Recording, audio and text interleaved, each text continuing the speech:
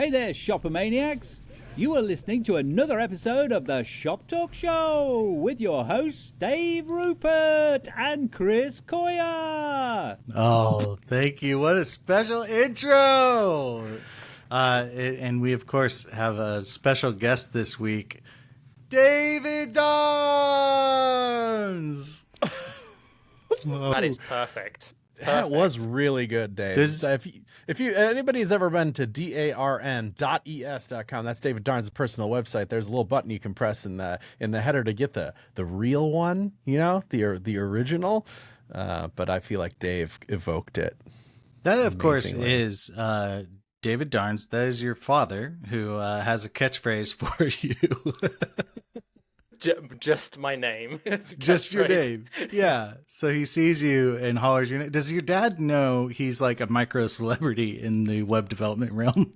I'm worried he is beginning to realize. He is starting to become aware of it. And it turns out you can't just get anybody on Cameo, but I really want my dad on Cameo because we could make a few quid there, I think. Yeah. Oh, absolutely. Just you can't just sign up for it. Yeah. It's like you have to have an IMDb page or something. Yeah. Although, funnily enough, my dad actually does have an IMDb page. Whoa. Well, he's halfway there. Yes. Oh, that's wonderful. Your dad is a source of joy in my life, so I appreciate the intro. That's great. Automating my job. I'm just automating myself out of this job, one Cameo at a time. This is wonderful.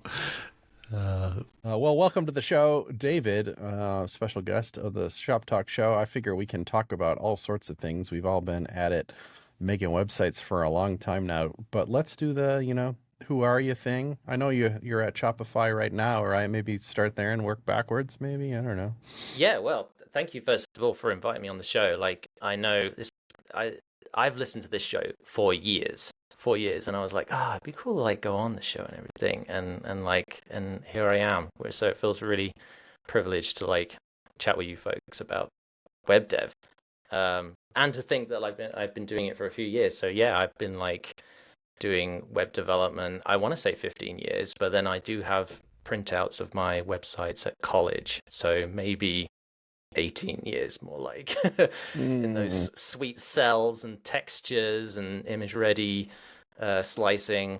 So yeah, I've been doing it for a good number of years, doing front end development and design.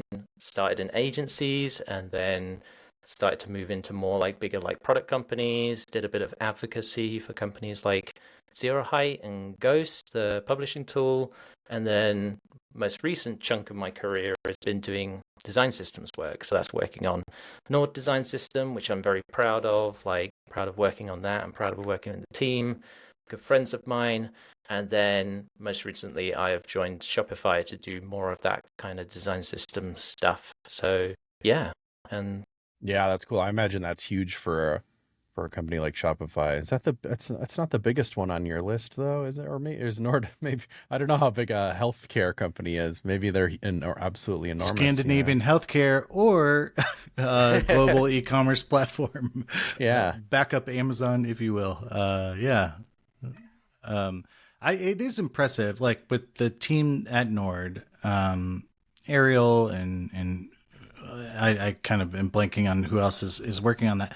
Nord is consistently held up as like an example of one of the best design systems you can make, right? Like, and not to blow smoke, but really it's on every sort of like top 10 design systems you need to check out posts, like Nord is in there, and being like such kind of a, I don't know if you'd call like Nord Health like small, but it being such like a niche sort of product, like that's pretty impressive, right? Yeah, I mean, like it was such a great like opportunity to work on, and Ariel did a fantastic job like steering the ship on that. She started at Nord Health as like chief design officer, and effectively instigated the birth of like that design system, starting as like a single documentation page all the way to what it is now. And the team is like great. Like I shout out to Nick and Elwin and oh man, he's gone like from my brain now. Yeah, I can't remember you the take designer's one new name. job and everybody's gone. Yeah. Gee. Everyone's like gone from my brain now. But like the team is like fantastic. It's like it's kind of dispersed now. This is why I'm blanking a bit because we've all kind of gone separate ways in a lot of ways. But yeah, it employed like lots of like the modern technology, like web components, and that's where I really like got into it a bit more. Like I know I'd done it in the past, but this like really like made web components shine.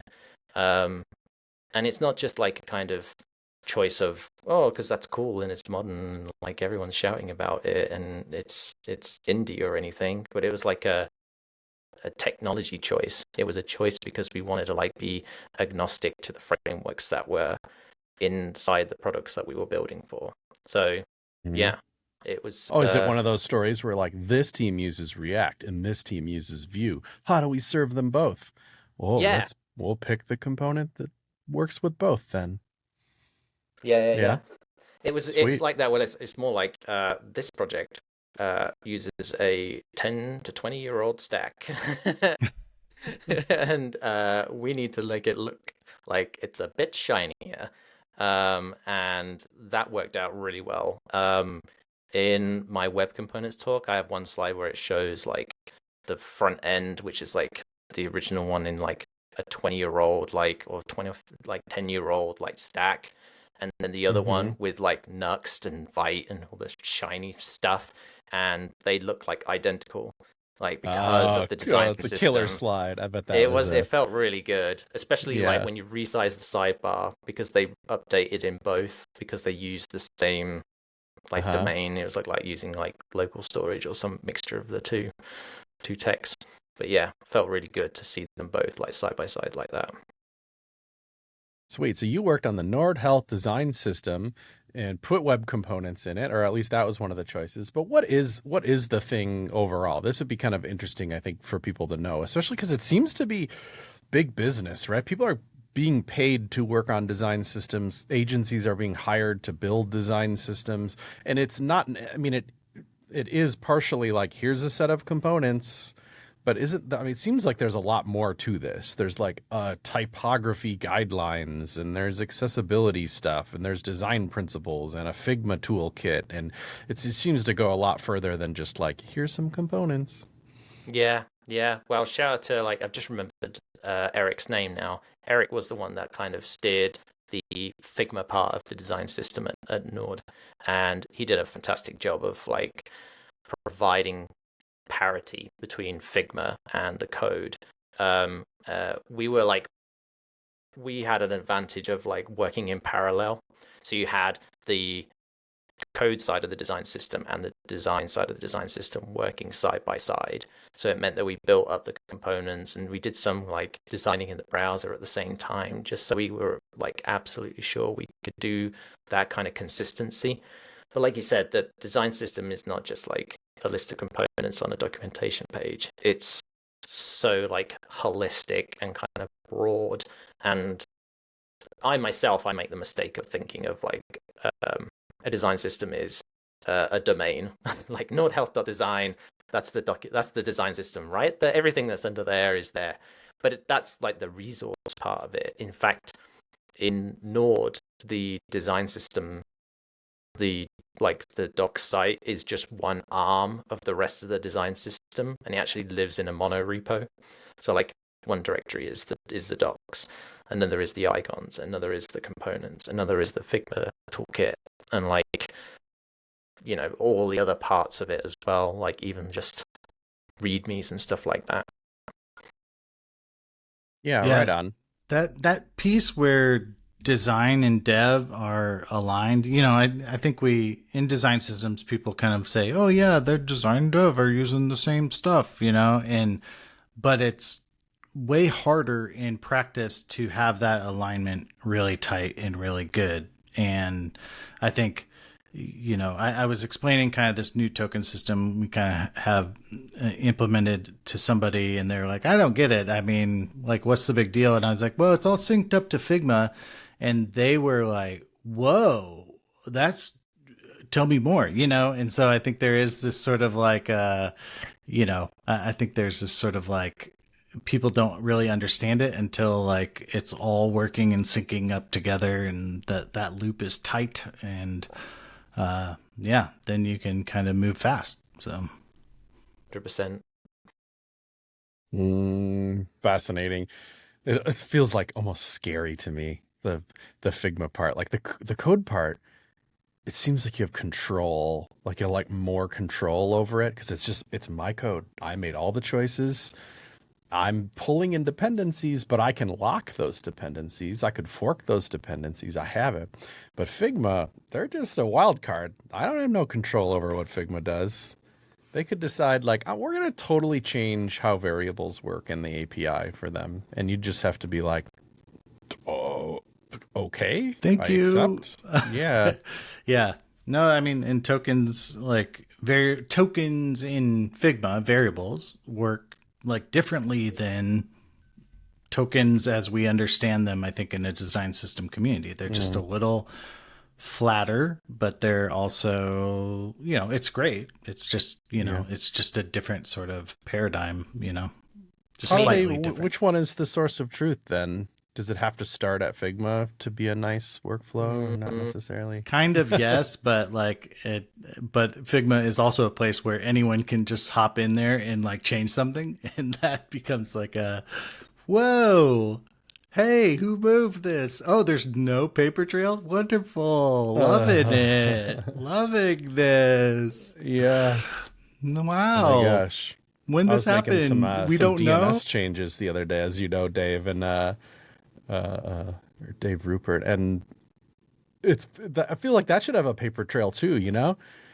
It's like I'm obsessed with the Y column in databases. When something changes, just put something in the Y column. Yeah, I'm sure there's better ways to do it, but with the like where the truth like lies in the design, I would be inclined to just try and make it the code side of things to be like the gospel truth, because you can. I don't want to do a git blame, but like you can if you really want to, and you can find like the why, as you say. But the thing is like you're going to have two sides of it. You've got to have the two in parallel. And what I find interesting in Figma land or in design land, designers are constantly trying to propagate consistent design, whereas developers are trying to refactor consistent code. And it's like two methods of the same goal of like, well, we all want consistency. We both want consistency. But in terms of design, we're going to do it by like sharing as much of these design files as possible and sharing how to do it. And then in terms of code, they're like, well, we want to like delete lines by lines, and like and replace things. But ultimately, it's the same goal. And like design systems are kind of like the pinnacle of like propagation and refactoring. Like it's a sweet little bundle of a component like that you can sling out there and like people can just start using. Nice. And also there's also a measure of success, right? Like maybe this thing could exist exactly as it is, and by this thing I mean whatever, Nordhelp design, and nobody uses it, right? Like that would be a whole bunch of work for nothing, right? Like the way to measure the success of this thing is it, are pages being built from it? Are people working faster? Are people working more efficiently and all that? Did you find that to be true as well? Did you see like a job come up and somebody's like, I just grabbed the design system, tossed a few components together, and it was a wonderful experience? You do get those I hesitate to say less frequent moments, but like you do get those definite moments where people like sling it together and they get the results that they want, and like you see the design like formed from those components. But you do spend an awful amount of time being an internal advocate for the design system, whether that be like promoting it in places where people have missed out on the opportunity to use it, or you are just steering people in terms of like, oh, you're asking how to build this in Slack? Here, use this pop out and these components, and you can have that without having to request for like a brand new component. Like you just end up being an advocate of some kind. And again, like it was an advantage for me of like being an advocate for a couple of years on various projects, that you learn to like speak the lingo and like coerce. Maybe that sounds deceptive, but like coerce people into using the most ideal like componentry, not only for like semantics, but for performance, but also for updating. This is why we built it. Yeah. Use it, please. Oh, that's great. I would think healthcare would be like a perfect opportunity in a sense, because so much of I don't know what the day-to-day work is, but I could imagine, a job coming up when you're some developer working at a healthcare company. They're like, we need a new form for the intake for this type of condition or something, and having somebody be like, all right, like it's not sexy work, but that's what I'm here to do. And then instead of having to like invent all that from scratch, you're just like, yoink, yoink, yoink. Okay, here's your form. Now it looks just like every other form that we produce and works perfectly. And you'd think that would be like, woo, streamers success. That would be very satisfying for me to know that somebody, had this boring job but was able to complete it quickly and have it like be perfect to the brand and all that because this thing now exists. Yeah. Well, I mean, the NHS is no, sorry, I was going to say the NHS, like the UK health system, is like kind of one example of that, and there's still a lot to be like done, and I've never worked on it, so I don't know like the ins and outs of it, but I've spoken with people who do work on it, and they work really hard to like produce that consistency, even at a very like base level, just like regular inputs. Like they'll just do date inputs the regular way, because it's just such a nice like baseline, and then you can enhance from there, and it's something that's going to like have such longevity, to be ultra accessible and ultra like clean, and make pages just like you know where you are. Like you aren't going to get lost when you jump between NHS services, because they all reside on like all sorts of different like hosting platforms and setups and things like that, and they all run from like the same source data, but like they're all running completely different stacks. But having that familiarity for users is just going to reduce time for everybody so much. I think one of the Nord examples, like case studies y'all published, was a veterinary site, like a vet clinic. And I thought that was great because, it's health, but pet health. So it's not really in the sphere of what we think, and that like veterinary product probably doesn't need its own whole design system, like it can really recycle these tools, but you can make it feel distinctive enough with tokens or whatever. And then there's sort of this unspoken like cost savings where, the person operating on the human health portal and then the animal health portal doesn't have to retrain their brain and how this all works and comes together as much. They could be different tech stacks entirely, but they're not like, oh man, how's the UI work here? This is so unfamiliar. It's almost like design systems don't get credit for that piece, right? Like it's people will complain if there's some problem or inconsistency, and they'll say, I can't work on this. This is impossible to deal with. But when it's like consistent and they were able to like paratroop in and work and fine and then leave, it's like design systems don't get credit for that, even though they enabled that entirely almost. So it's super hard to measure. There's so much stuff that's hard to measure, and you'll know that, Dave. Like there's so many aspects that just get like lost in the work and everything, and like being able to like capture that before it disappears is so valuable, but like hard, almost as hard as like filling your personal portfolio with stuff that isn't NDA. Like it's so like it's just hard to like capture it and like go, oh well, we did save this much time here and this much time there. I did have an easier time at one point because we had like lots of performance like gains from like adding a design system in there, because we could just say, well, it's going to be faster because we haven't got like 3 versions of jQuery running in here. We've got no versions of jQuery running in it. and like it's just going to be using browser stuff. But that is a great point of being able to like transfer those skills. And I guess, that is a sort of a credit towards libraries like, or frameworks like React. Like the whole point of that big machine existing is because there are developers that are transferable. Like someone who worked on Facebook could jump onto Instagram, or they could jump onto like parts of like the web UI for WhatsApp or something else. Like they can because like the framework's the same.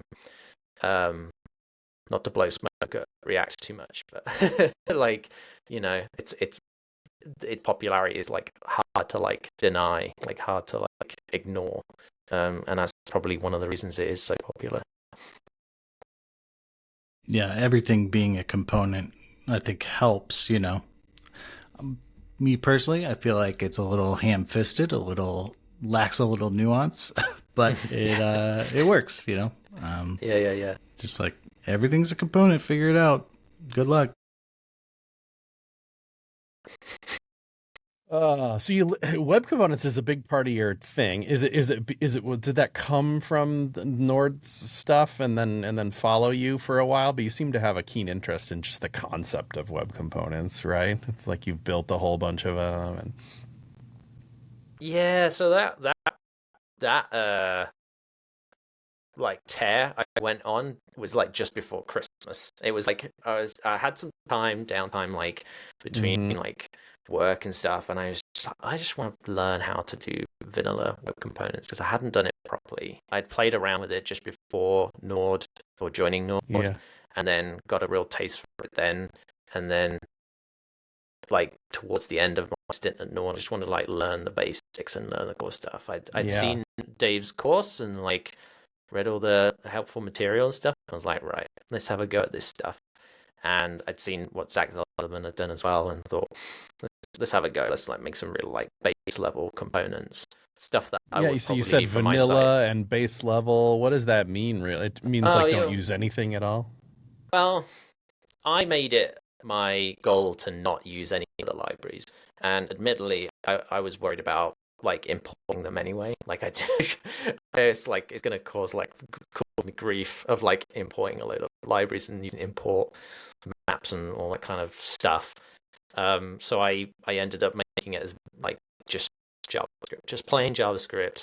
Like you can copy and paste it into the website if you really wanted to. So that's what I did, and the other thing was like learning what at the core of like a problem is. So like a component, like the ones like, so on my website, I have like an animation on my name. So when you click the button and it plays that audio, it animates in time with like the duration of the audio. So I was just looking at that. Each span wraps all the letters, and each letter has a variable number on it, presumably, so you can pluck it off and use that number in an animation or something. Yeah, exactly. So it's using keyframe animations to like jump it, animate each letter, but each letter is delayed, and that's like a calculation based on the duration of the audio. Right. But if you really like boil it down, I just need to know the duration and put it in as a custom property. I just need to know that it's 3 seconds or 3.2 seconds or something like that, and put it in as a CSS custom property, and then use that to calculate everything else. So everything else is done at build time and like CSS and stuff like that to like do that. And then the custom property just sets the duration as like, or the component just sets it as a custom property, just the duration. And then it updates each time the audio changes. Nice. Did you see that sibling index stuff that's about to drop, or at least in Chrome? I don't know. I need it. I've needed it for years. I've always wanted to have like the value.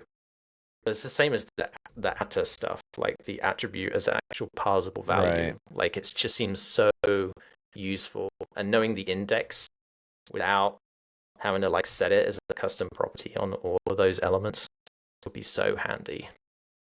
Yeah, it's pretty cool.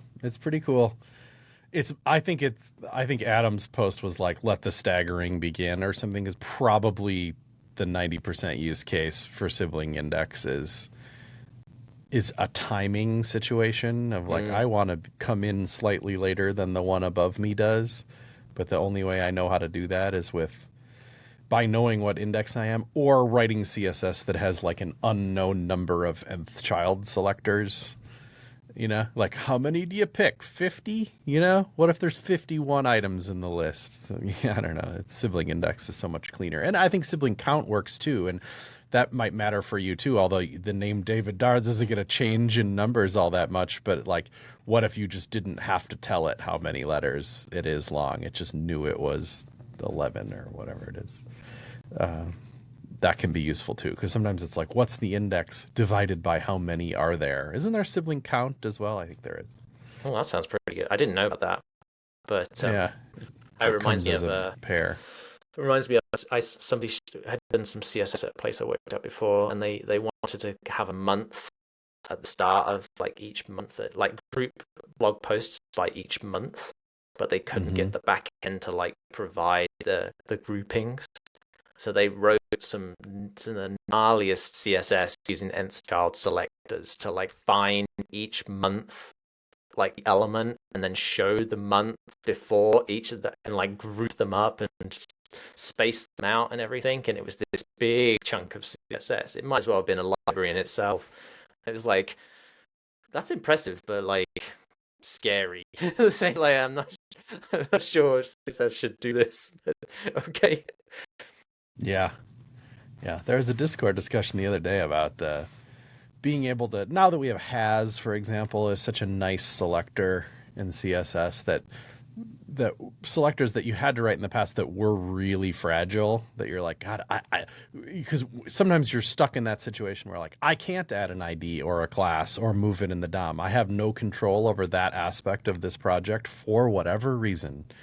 Because I don't want to monkey patch the CMS, or because it will cause other problems. And, you know, anytime you change anything, you know, there's always cost to change. It's unbelievable that instead of, you know, you might write a selector that's like, all I want is the logo or something. But it's a header and it's the first child of the header. So you write some, you know, direct descendant selector or something. You can get your hands on it, but the chances of it breaking are so high. But then if what you want is, you know, a logo link, and you know that the file name is just like logo.svg, you could be like, select the header when it has a logo with that SG, you know, it makes those selectors less fragile because you're not worried about DOM position so much. You're just thinking about it. Anyway, it was a nice discussion. So good job, Discord. I don't know if you've ever encountered this, either of you, but have you ever wanted to like use has selector, but like if it has a focusable element, not that focus is in there, but like that is like something focusable in there, or like in a dialogue, right? Like what you're supposed to focus first or whatever is like H1, H2, or like there's like anchors, buttons, H1s or something. There's like anything tree that you're supposed to like focus, right? Or tab index or whatever, right? Not like focus, but like just so you want to style something, knowing that there could be focus in there. Not that it has the focus in there, but like it could have focus. I see. And you could even come up with a list. It'd be like has a comma button comma attribute content editable comma, I don't know, what are all the different things tab that are focusable inputs, tab index. Yeah, you could probably make a complete list, but it would be this really gnarly selector and maybe even a little error prone, I like to call it. I like that, because sometimes it's like, if conversely, if you knew there wasn't anything focusable in there, you could make some choices as well. I always think of that the like clickable cards as one of the boss battles of web design and development. Man, you know, like just get the I just looked at a design the other day where it looked clearly like a blog post card, and they wanted a hover effect that would put a box shadow around the whole card when you hovered over it. And I was like, no, you know, because I feel like when the box shadow goes over the whole thing, like it feels like you can click the whole card. And as soon as we go down the like you can click the whole card rabbit trail, that is a long and gross road to travel, But it bothers me less if you knew there was nothing focusable inside of it. Like, the reason you don't want clickable cards is because there could be unknown number of other focusable things inside it that you've just screwed, because now you have this click event that's happening around the focusable items, which is just bad news. But maybe you could do it, apply the position absolute and make the clickable card if you knew there was nothing focusable inside of it. Yes. Or if you say has nth child to n of focusable things, like if it has more than one focusable thing, we're not doing the whole clickable card treatment. Because somebody came through and violated the contract and decided there are multiple buttons inside of this thing, I can already see you should do it, David. Start a thread, and I don't even know where you start the GitHub threads these days, but I you know what I mean, where you like propose a topic and then. But this is how it actually works. Like, you write it up and it's a half-baked idea, and then like 3 people comment about it, and then it goes dormant for 24 months. And then it gets picked up again when somebody has the same idea and somebody remembers and links back to it. And then there's like 7 more posts, and then it gets forgotten about for another 3 years, and then it gets implemented. So if you have 5 years, booking childcare, like here is like years. You have to book it before they're born, or yeah. Don't conceive, or you'll have to book it in, or wedding venues. They're the same. Yeah, you're like, there's a Steely Dan cover band coming to town, and you're like, well, is it 5 years from now? That's when we can go. We'll be there.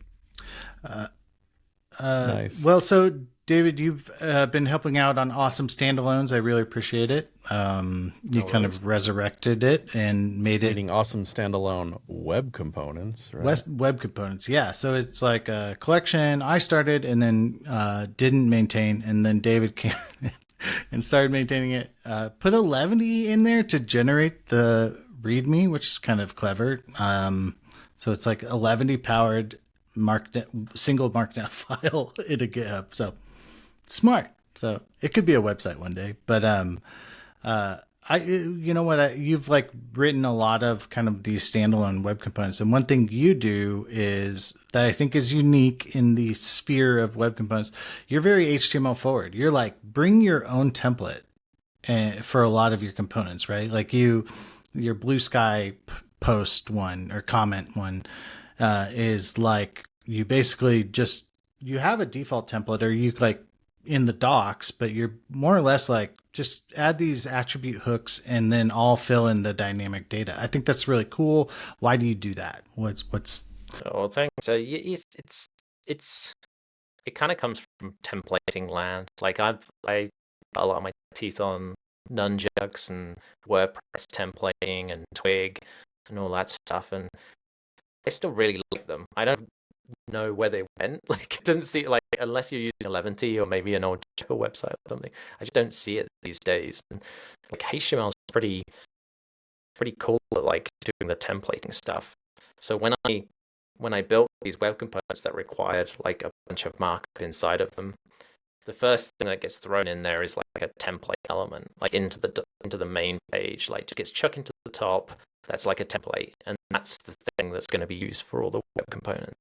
And then if you want to like interrupt that and say, oh, I'm going to put my own template, I'll put my own template and set it for like all the components. Like Blue Sky Post one, it has a default template, and then you chuck in your own like template element with the right ID, and that'll supersede it.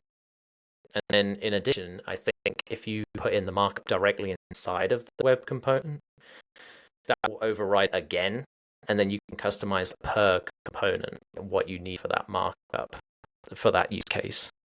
And I think that's like the most powerful way to like provide those features, because again, it's as basic as it could possibly be, and still have all those power moves on top. Like it keeps the door as wide open as possible for everybody to use in whatever way they wish. Like out of the box, works nicely, does the job, and then those like extra layers, like I want to say escape hatches, but not really escape hatches. They're like interception points of, template element, or putting the markup like directly inside the web component, or I guess it's kind of template literals. I always struggle to choose between them and rarely pick the template tag in HTML, but it sounds like that was your go-to. I feel like then it separates the work you're doing. It's like you maintain the template over here and you maintain the JavaScript for the thing over here. And it's tempting to like not do that. And the fact that I've written it in like a few of those web components just makes me think about like the dry, like where's was it shadow DOM, or is it template shadow DOM, like for like repeat elements? I can't remember the name now for it, but like we have templated like shadow DOM like in HTML, but I want it to be repeatable. But I know it's like a really hard nut to crack because each web component can be so different, and like they all have different attributes and use cases, and they could be totally different throughout the page. But I just want that. I want HTML imports. Sorry to drag it up, but yeah. I understand. Yeah, you've seen the light. Welcome to my religion. It makes me want it even more and more, because wouldn't it solve what I just said? Like if you could make a .html file, all the stuff for a web component, right? Then you just import that one thing and you have lots of options to use. It does seem awfully nice if I have that correct. Yeah. Like that's where you'd keep the template as a template tag, right? And then a script tag as well that does all the instantiation of the component and all that. It'd be great, but it's sure would be nice. I think it's not as trivial as it appears on the surface. Like, I wish not. If it was me, I would do it, but then it would. I think it would probably be a waste to like all. And then these was the nuances. way that you used it just like a link tag in the head, right? Be like, here's a web component that I plan to use later, and you just go like link. I don't know what the rel would be, but probably some web component rel, and then a link to where that file is, and then it was just ready to use, right? Yeah, or like SVG use, like that similar like syntax, like whether it I see. You like use it way down in the body. Yeah. Yeah. And then like what would it be, an href or src or something? Yeah, or something like that, or like external sprite sheets that you can do with like with SVG now. I think that is like available in most browsers, so you can like reference an external SVG and then grab like the ID, the symbol in for each of the SVGs that you want. Even the naming is a little tricky, because I bet people have heard even us talk about this in the past and been like, are you talking about HTML like includes? You know what I mean by that? Like, isn't it like, what if like import or at import in CSS or whatever? All it means is go get this other piece of CSS and pretend like it's right here. Like other languages have that sort of thing. I've written about this a million times over the years, but like that's such a need when you're building a website. Like I want to maintain the header in one file. It's got the logo and the main navigation in it. So obviously there's one file with that in it, and it gets included on all these other pages. And so I have to use 11D or Rails or PHP to include it. Or so I'm forced into it every time I make a website. It was true 20 years ago. It's true today. Like you kind of have to. It's changed a little bit. The one way you can argue against it is that, like, I don't know, what do you use for a code editor? VS Code. It's freaking amazing at multi-file find and replace. So one thing you could do is have that same content in all those files, and maintaining it is just a matter of like getting really good at multi-file find and replace. That's the only argument for that, and I do think it's a little silly to have 2,000 files in your code base, and when you change the logo you have to change 2,000 files. Like, it's just, there's something about it that just rubs me the wrong way, right? So of course instead we have header dot whatever, and probably header.html, and it gets included when you build those 2,000 pages. I only bring it up because I think it's related and interesting. And why is it that the web is so resistant to having that part of the platform? Like, does either of you have any guess as to why that's not a thing?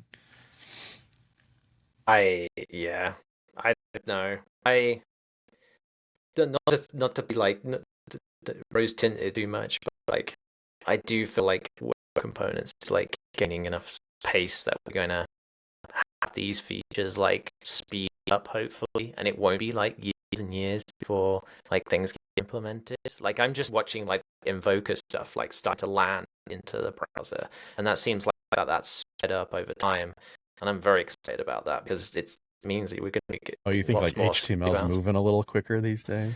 Slightly, maybe it would be nice if it caught the bug of whatever CSS caught like a couple of years ago, because my goodness, like one day we just had custom properties and like calc and everything like that. It was just like, oh, okay, fine, now we're cooking. Okay. There's some it's true. good Invokers is big. Like the HTML modules proposal is getting that HTML into JavaScript, you know. Is it really? Is it one of those like import as? Is it one of those? Yeah, things? like import with type HTML, which would be cool. What is that? What does it come in as? Like a DOM fragment? DOM fragment, yeah. And then or like DOM fragment, and then you can clone the node or whatever and use it as like a shadow template if you're in a web component, or if you're just like, I want to like copy this whole dang thing and paste it somewhere, you can do that. Yeah, because we've seen it as with CSS. I think that one's even available to use, isn't it? Because then you get I forget what they're called, but it's like a style sheet primitive or whatever. Yeah, that then you can mount in web components and stuff. Yeah, I think it's technically text, and then you have to like create a style sheet or whatever, like, you know, like replace. Well, like, really, it just comes in as text. It doesn't go through a parser. New style sheet, and then you like append that, I believe. I mean, it's okay, but like, what's the point of the import assertion if it doesn't come in as the thing that you asserted it was?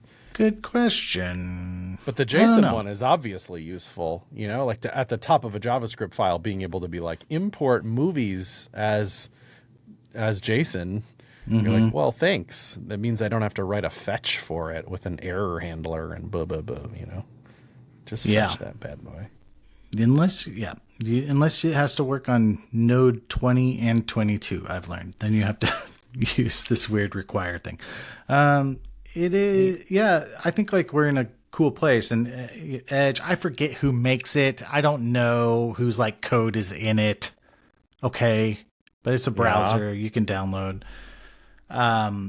Edge has been like moving a lot of their UI to web components, and so I think that we're starting to see like them like light up on like, oh, this would be a handy feature. Like, you know, @sheet was a proposal like where you can have multiple style sheets in your single style sheet, almost like a compiled style sheet, and then like you could like import just one part of a style sheet, you know, so almost like a sprite sheet. So it makes them like tree shakeable or almost. Yeah, almost like like tree shakeable style blocks, you know. So that could be cool. There was this declarative style sheets where you say template shadow root adopted style sheets equals some ID or some style sheet ID ident, and you could like pull in a whole style sheet just through declarative shadow DOM. That would be kind of cool.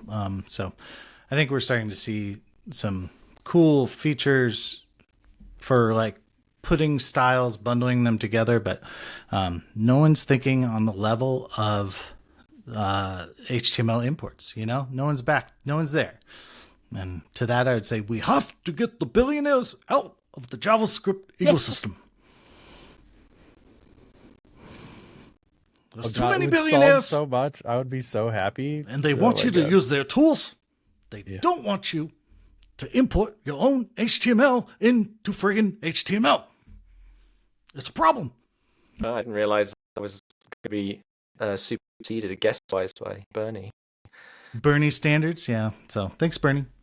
I think I need to build like a little like, because we're doing videos and stuff now, we need to build like a puppet rig or something like where I can like make all these little characters as like South Park characters in the browser, and then I do my talking and their little mouth moves or whatever. Anyway, if somebody wants to help me with that, I have $50 whole to a charity of your voice.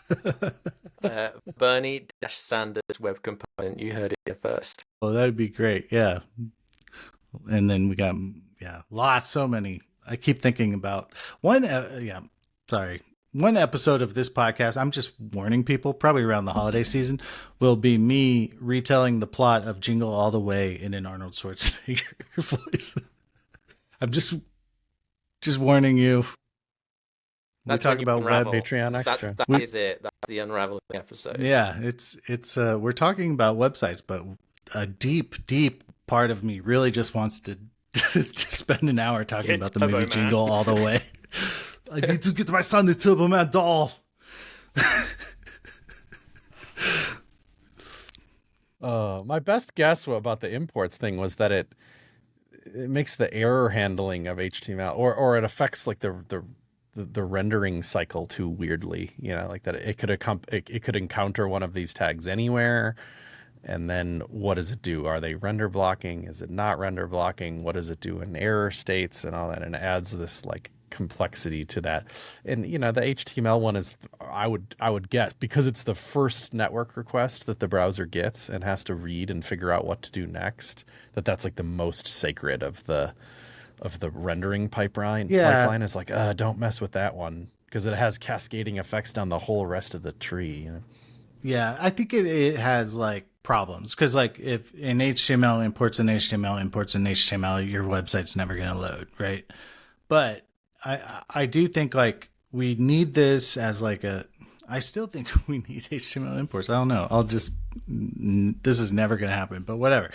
In a sense, like you author like this, it could load like this. Somebody could do a bad job, but I think like we just have a structure that then tooling could standardize on how importing things happens, and then we can automate that away or whatever.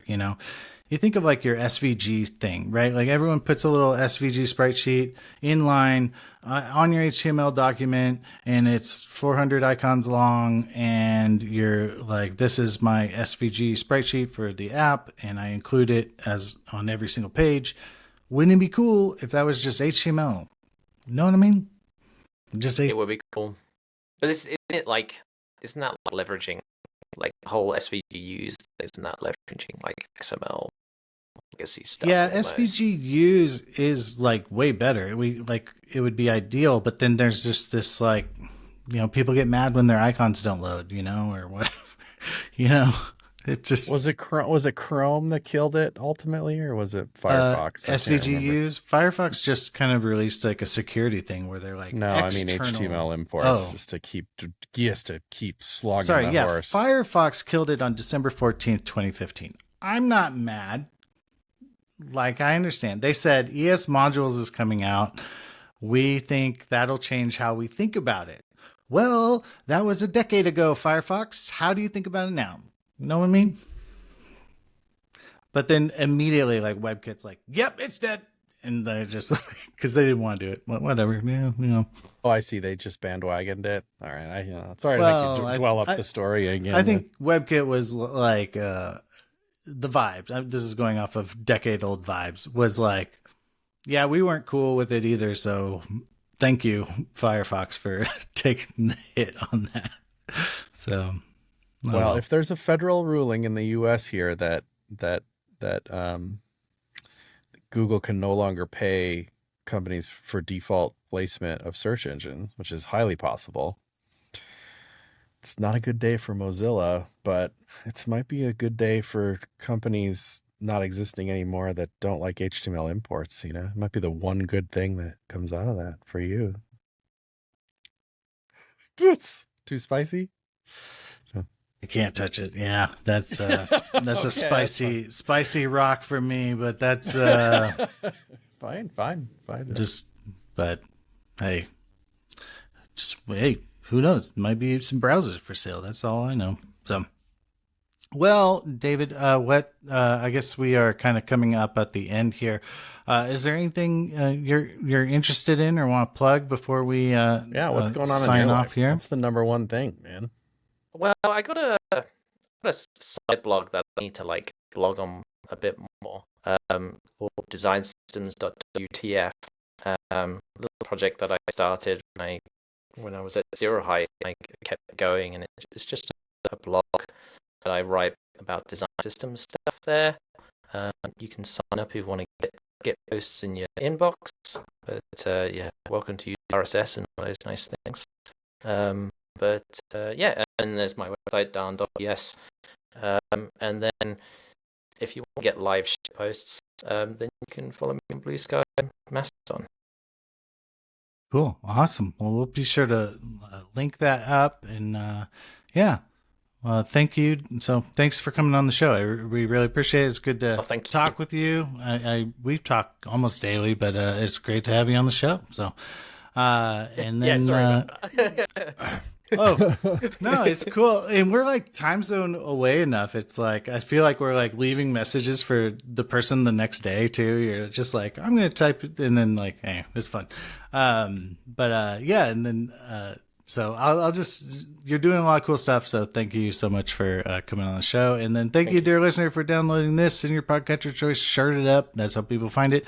And we have actually a special outro from David's dad. I get to take a break.